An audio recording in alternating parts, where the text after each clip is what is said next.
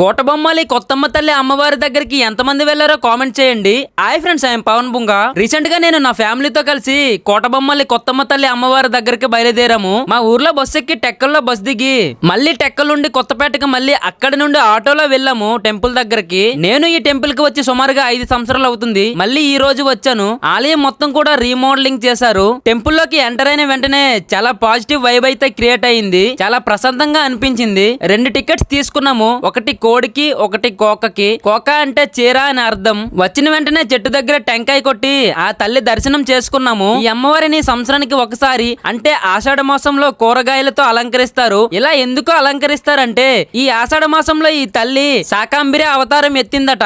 మనకి సంవత్సరం అంతా కూడా ఎటువంటి ఆర్థికంగా గాని ఆహార పరంగా ఇబ్బందులు ఉండవు అని చాలా ఎక్కువగా నమ్ముతారు. ఈ తల్లిని దర్శించుకుంటే మనం కోరిన కోరికలు తప్పకుండా తీరుతాయి. మేము తెచ్చిన కోడిని బలి ఇచ్చి